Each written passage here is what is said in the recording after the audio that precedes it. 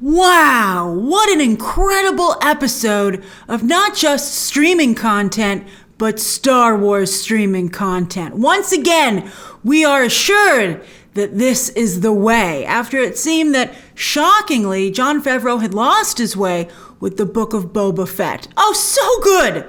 The Return of The Mandalorian, indeed! And because the last thing Star Wars needs is more drama, let's lightly touch on some of the bigger questions behind the scenes about Mando's return, which I think at the end of the day, bottom line, we're all just so happy to see. Not only did Mando not take off his helmet this episode, but he got in a lot of trouble for doing it.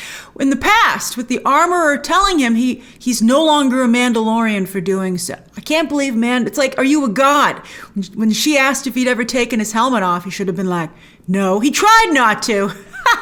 Mando's gotten soft, but that's why we love him.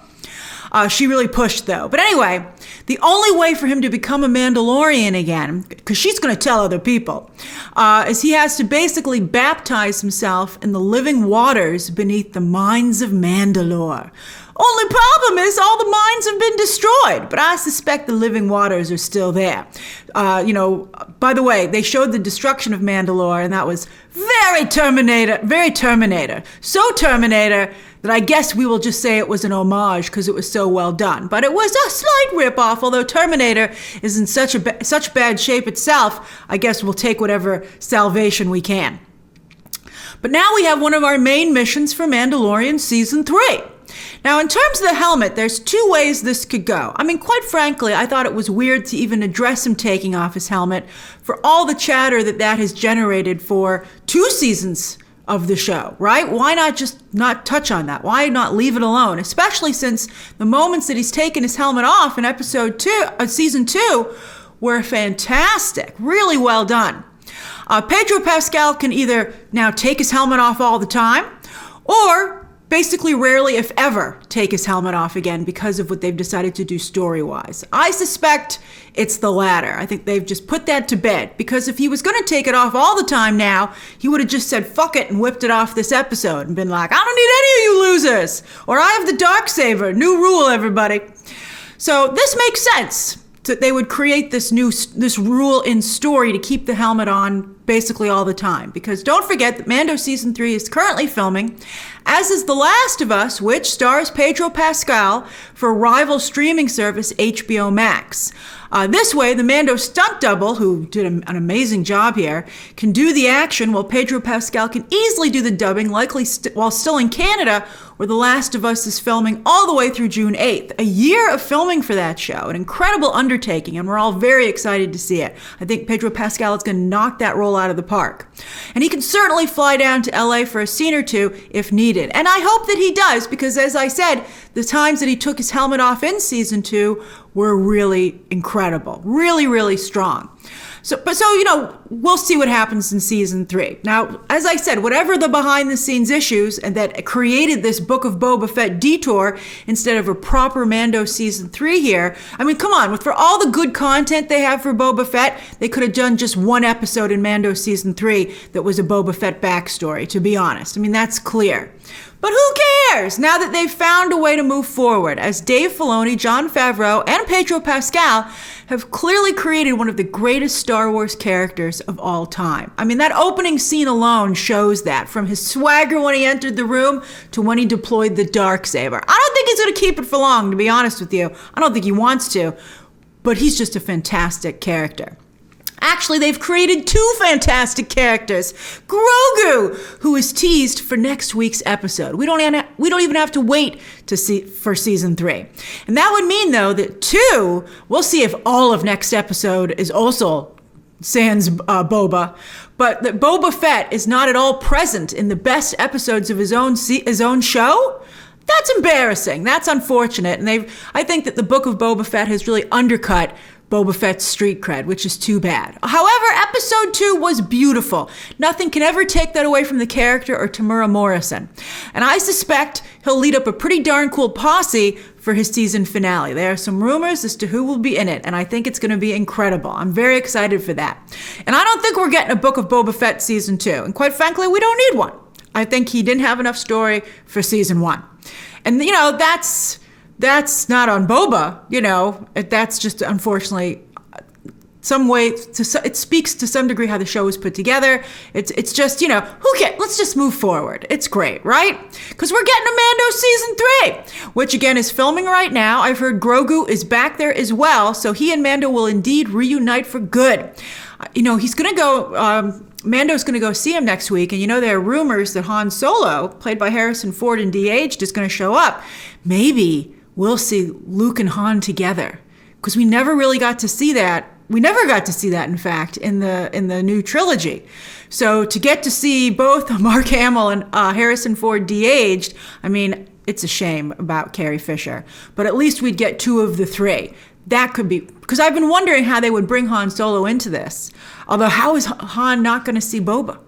Well, I'll be curious to see how the rest of the show plays out. But anyway, well, Bo-Katan is only discussed here. She's apparently, I would guess, a big part of season 3.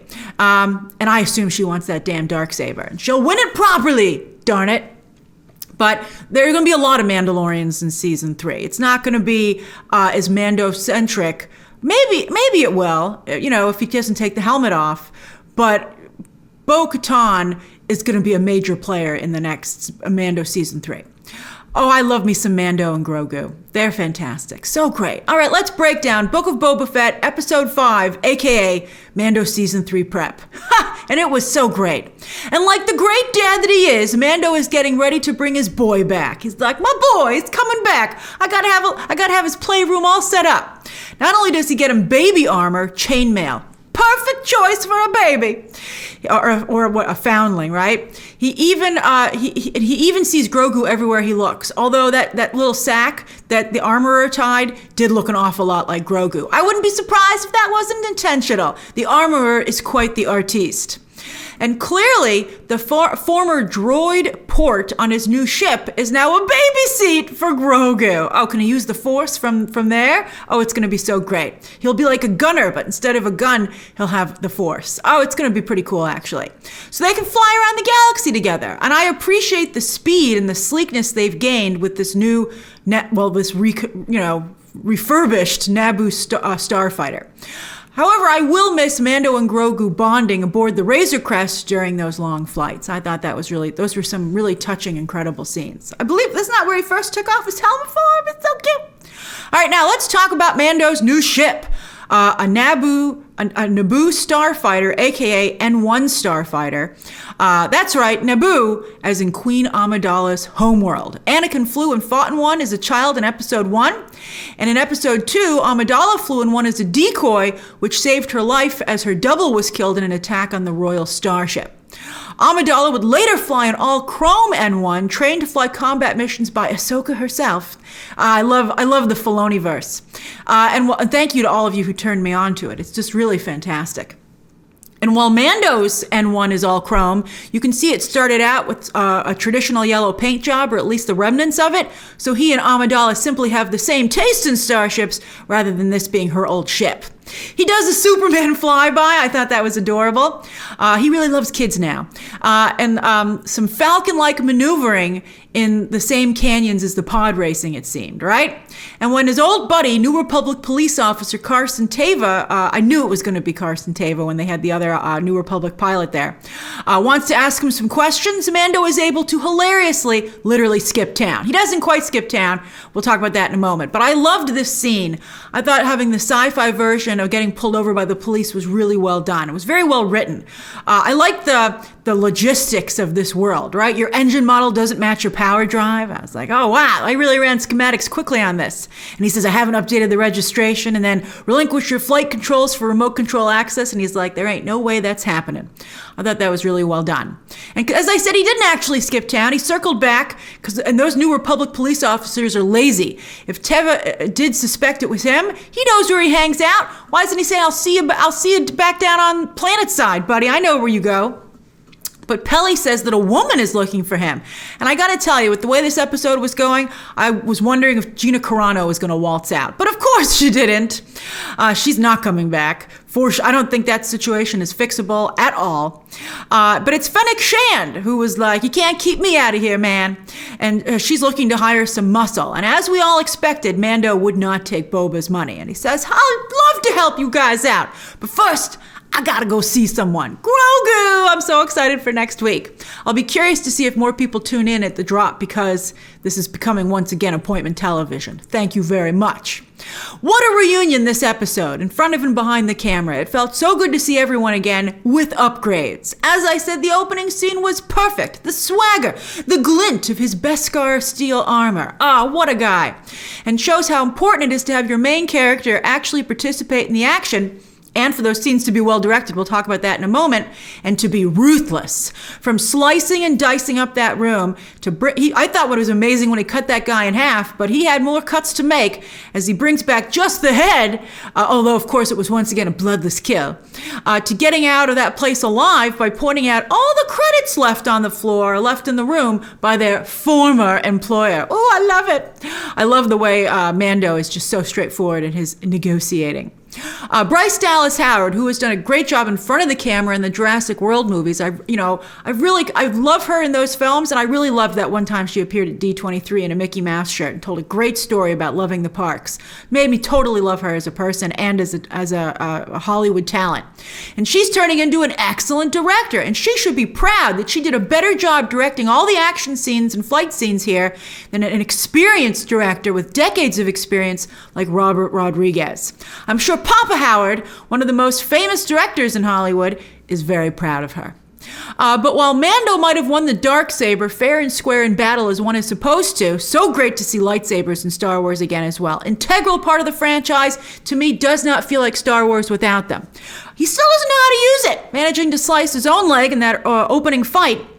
And then when he goes to collect his bounty in one of Star Wars' most fabulous locations yet, yes, it was derivative. It was like Elysium. Some of you pointed out it was like Halo, but it was gorgeous. So again, we'll allow it.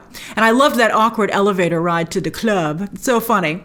I was only missing elevator music. But anyway, we then discover that some of the Mandalorians from Tatooine have survived indeed and relocated here to much nicer digs. What a view! Although, why does nobody build guardrails in Star Wars? Where is the Safety Commission? Anyway, here the armorer once again does a wonderful job guiding Mando and doing really excellent work with exposition. And while at first I was sad that Mando lost his Beskar spear, I was like, don't melt that down, it's awesome. I will allow it as well for baby armor for Grogu.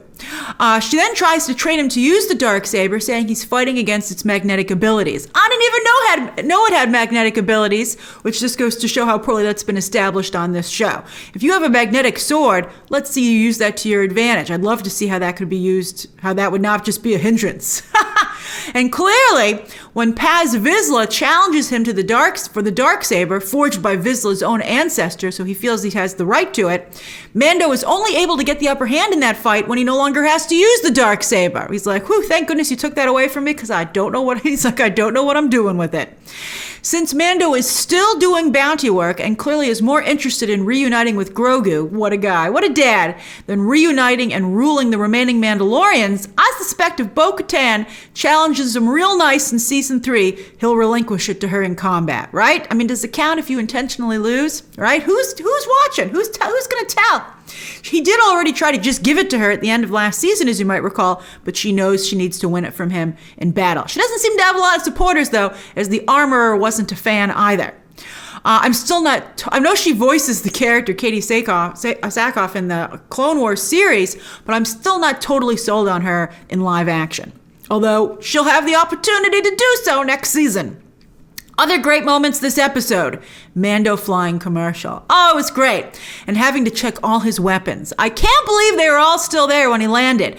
All that was for a joke, but I have to say, I enjoyed it. I loved it. And that little child, I'm sitting, just like children often will turn around in a plane and see the person sitting behind them. Although, as I said during the watch along, I wasn't totally sure it was a child. It could have been a weird adult.